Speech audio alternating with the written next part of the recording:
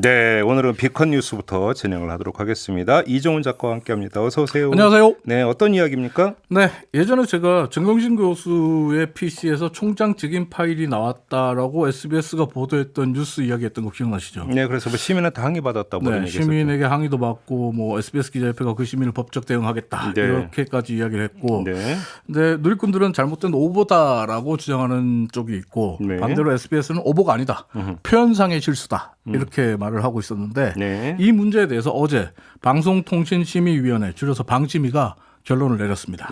어떻게 내렸어요? SBS는 니네가 잘못했다. 그래요? 네. 그러면서 방심위는 어제 SBS에게 법정 제재인 주의 처분을 결정했습니다. 주의 처분이 법정 제재인 주의 처분이 이거 꽤 센 거 아닌가요? 네, 주의가 이제 방송사가 제거 심사를 받을 때 마이너스 1점 감점이 되거든요. 예. 그래서 중징계에 포함이 돼 있습니다. 어허. 그런데 이제 이 부분에 대해서 뭐 조국 전 장관을 지지하는 쪽에서는 너무 약한 것 아니냐.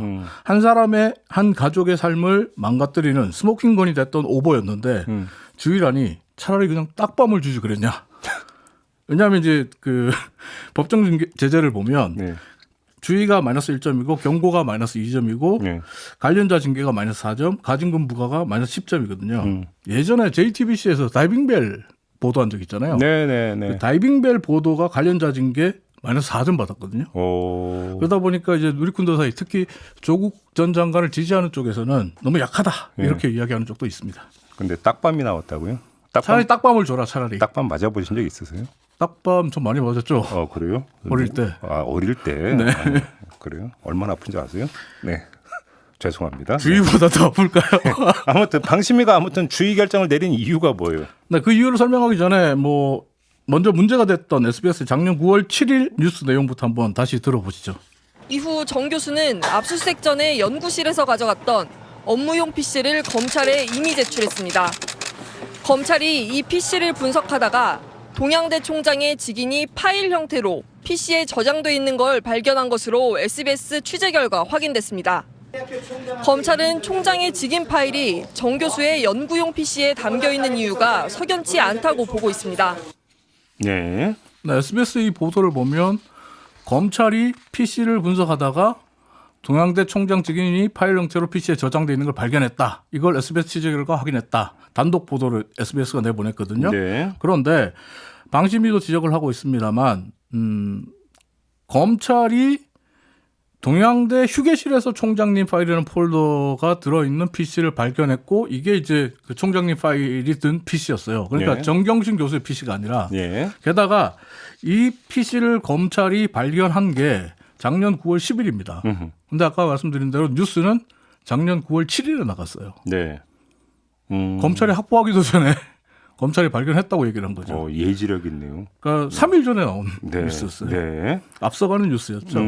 그러다 보니까 추측성 보도 아니냐. 네. 그런데 왜 확인됐다고 얘기했냐. 어허. 이런 얘기가 나오고 있고요. 예. 또 반대로 이거 검찰발 받아쓰기 기사 아니냐. 음. 이런 논란도 나왔습니다. 네. 그러다 보니까 어제 방심위에서도 검찰발 받아쓰기 기사에 대한 이야기가 좀 나왔는데요. 네. 김재영 위원이 검찰발 익명 보도는 문제다. 검찰이 정보를 흘리고 언론이 나팔수 노릇을 하는 관행은 없어져야 된다. 네. 사실관계 확인 없이 보도부터 하고 보는 건 굉장히 오래되고 지긋지긋한 관행이다. 조국 관련 단독 기사 절반은 사실상 검찰이 쓴 거라는 분석도 있다. 하면서 법정 제재에 찬성하는 입장을 보였습니다. 예, 발언도 셌네요. 발언이 셌어요. 예. 근데 그 만장일치였습니까? 혹시 반대하는 아니요, 분도 아니요. 있었네요? 반대가 3인이 있었습니다. 예. 이 방심위 같은 경우에는 잠깐 설명드리면 전체 회의가 총 9명으로 구성이 되거든요. 네. 위원장을 포함해서 6명은 여당에서 추천받은 인사고 3명은 야당에서 추천한 인사들로 구성이 되는데 네, 네. 여당 추천 인사 6명은 주의 제재를 주는데 모두 찬성을 했고요. 예. 반대로 이제 미래통합당 추천 정광삼 상임위원 그리고 바른미래당 추천 박상수 의원은 법정 제재는 심하다. 예. 행정지도 하자 이런 예. 의견 제시를 했고 네. 미래통합당의 추천을 받은 이상로 위원 같은 경우는 무슨 문제냐 이게 아무 문제 없다 예. 이렇게 주장을 했습니다. 오히려 한술 더 떠서 SBS 보도는 매우 훌륭한 보도였다 이렇게 주장하게 됐습니다. 그래요? 예, 왜 이렇게 얘기를 했냐면 취재기자 입장에서는 옳은 태도로 취재했다. SBS는 할 일을 했다. 다들 포토샵 한 번씩 다 써봤지 않냐. 정경심 아들 상장 파일이 직인 파일이다. 똑같은 거 아니냐? 그게 그거다. 예. 별도로 잘라서 쓰지 않아서 총장 직인 파일이 아니라는 건 말이 안 된다. 예. SBS 보도는 전혀 문제 없다. 지나치다. 뭐 이렇게 이야기를 하고 있는 상황입니다. 예. 지금 방심위에서 이렇게 여야 추천위원에 따라서 의견이 갈라지고 있는데 누리꾼의 의견 역시 갈라지고 있는 분위기입니다. 네. 앞서 말씀드린 대로 조국 전 장관을 지지하는 쪽에서는 너무 약하다.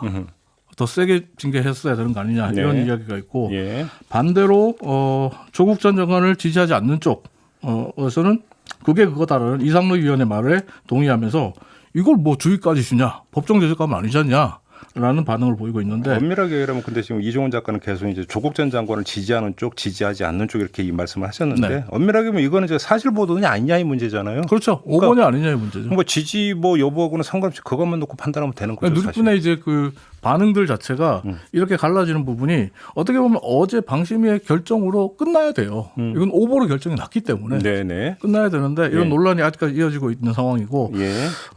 아직까지 SBS는 이 오보에 대해서 사과를 하지 않고 있습니다. 아 그런가요? 네. 예. 표현상의 실수라고만 반복하고 있는데 아무튼 뭐 이제 어제 결정이 내려졌으니까 네. SBS가 어떻게 할지 뭐 기다려 보죠. 네네. 네, 알겠습니다. 이종훈 작가와 함께했습니다. 고맙습니다. 감사합니다.